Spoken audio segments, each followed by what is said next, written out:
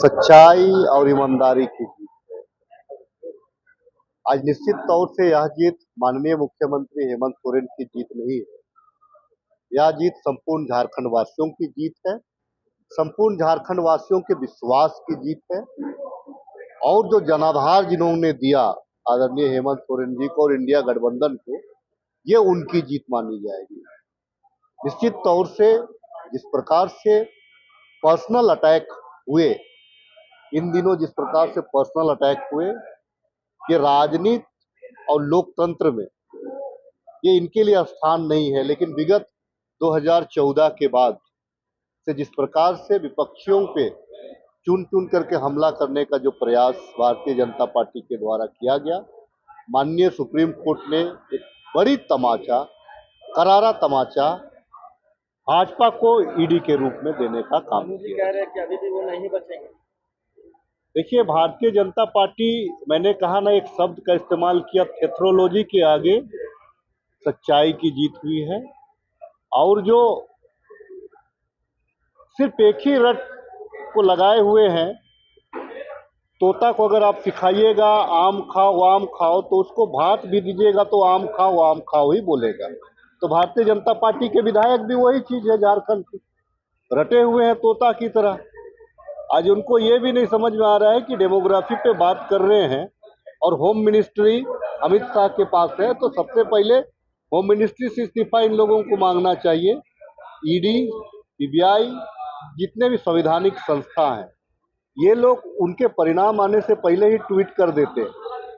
तो ये क्या दिखलाता है कि कहीं ना कहीं ये संवैधानिक संस्थाओं को प्रभावित करते हैं और भाजपा का हर चाल, हर मंसूबा को, चाहे वो कोर्ट हो, चाहे वो जनता जनार्दन का अदालत हो, हर जगह इनको मुंह की खानी पड़ रही है। और आने वाले दिनों में जो प्रजातंत्र और इस संघीय ढांचा की जो खूबसूरती है वो पुनः देखने को मिलेगा। भैया, आप लोग 1932 पर, स्थानीयता पर, मॉब लिंचिंग पर, करना धर्म कोड पर, पेटा पर, सभी पर विफल नजर आए।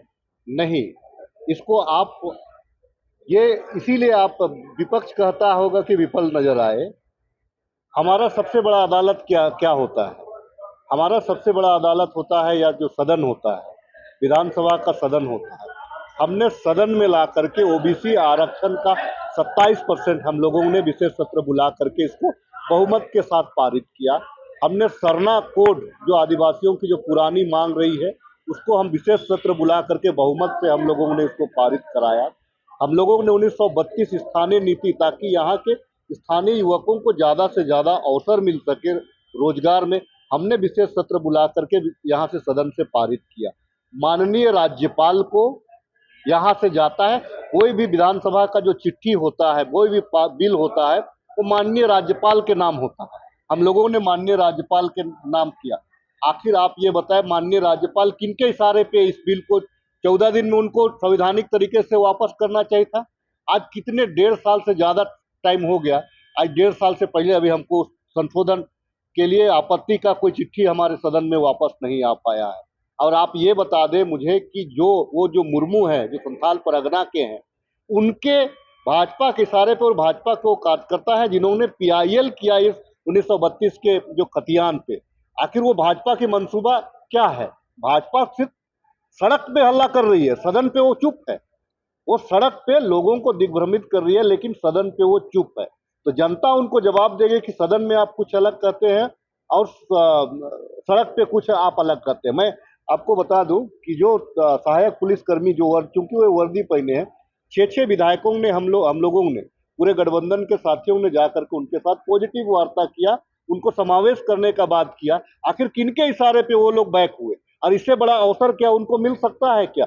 ये लोग थोथी बात कर रहे हैं। जब सरकार के प्रतिनिधि वहां वार्ता के लिए गए, अब वो उनको कौन समझा दिया कि नहीं, हम तो डीओ से बात करेंगे, हम तो एसपी से बात करेंगे, हम तो आईजी से बात करेंगे, हम डीआईजी से बात करेंगे, हम सेक्रेटरी से बात करेंगे। अरे सरकार ही जब आपको आश्वासन दे करके आ रही है, तो फिर आप ब्यूरोक्रेट्स के पास क्यों उतर रहे? सरकार ही ना उसको अनुमोदन करेगी, उसको पास कराएगी, तब ब्यूरोक्रेट्स उसको लागू करेंगे। तो उल्टा ये लोग चल रहे हैं। तो ये सीधा सीधी भाजपा की रणनीति है कि जितने भी आंदोलन कर्मी हो, चाहे वो सहिया हो, सहायक पुलिसकर्मी हो, पारा टीचर हो, मनरेगा कर्मी हो, जितने लोग जो अनुबंध पे हैं उन लोगों को ये लोग चुनावी हथियार बनाना चाहते हैं, इसीलिए जो है उन लोगों को बरगलाने का काम कर रहे हैं। और वैसे वैसे संघों में भी कुछ जो है भाजपाई मानसिकता के लोग हैं, जो उस पूरे सिस्टम को ही, उनके जो जितने भी आंदोलनरत उनके जितने लोग हैं उन सिस्टम को ही ये लोग चौपट करा रहे हैं, जिस वजह से वार्ता सफल नहीं हो समाज रही। में नाराजगी दिख रही है, हकमारी हो रही है, जमीन की लूट हो रही है, क्या कहिएगा आदिवासी सरकार के होते हुए? देखिए, आदिवासी सरकार में ये सब नहीं हुई है। आप गौर करते हैं कि जहां जहां डेमोग्राफी चेंज हुआ है, जहां जहां डेमोग्राफी चेंज हुआ है, वहां वहां इंडिया गठबंधन का वोट में कम आया है। हम क्यों अपना वोट को कम करें? आप जिस संथाल परगना की बात ये लोग कर रहे हैं डेमोग्राफी की, क्या राजधानी में डेमोग्राफी चेंज नहीं हुआ है क्या? जमशेदपुर में डेमोग्राफी चेंज नहीं हुआ है क्या? क्या आपका देवघर में डेमोग्राफी चेंज नहीं हुआ है क्या? आपका क्या धनबाद में डेमोग्राफी चेंज नहीं हुआ है? इस डेमोग्राफी चेंज पे ये लोग क्यों नहीं बात करते? सिर्फ और सिर्फ ये पाकुड़ और सिर्फ ये संथाल परगना पे इसीलिए वो बात करते हैं क्योंकि संथाल परगना से हमारे माननीय मुख्यमंत्री आते हैं, तो उसको डैमेज करना चाहते हैं। उनकी उनकी जो ईमानदार जो सोच है, उस सोच पे ये लोग प्रहार करना चाहते हैं। इसीलिए इसीलिए ये लोग वहां पे, क्योंकि देखिए पांचों रिजर्व सीट से बुरी तरह से हार गए। हिंदू मुसलमान किया, ये लोग नाकाम रहे। देश को विभाजन करना चाहा, नाकाम रहे। अब ये लोग क्या कर रहे हैं? अब ये लोग कर रहे हैं कि आदिवासी और मुस्लिम को का जो वोट है, जो एक में जो जाता है, उसको डिवाइड करा दीजिए ताकि इनको वोट की राजनीति का लाभ हो सके। लेकिन झारखंड की जनता समझती है, रघुवर दास का उस भयानक रूप को यहाँ की जनता देख चुकी है। अगर यहाँ आदिवासी हितैषी थे तो क्यों सीएनटी और एसपीटी पे ये लोग संशोधन कर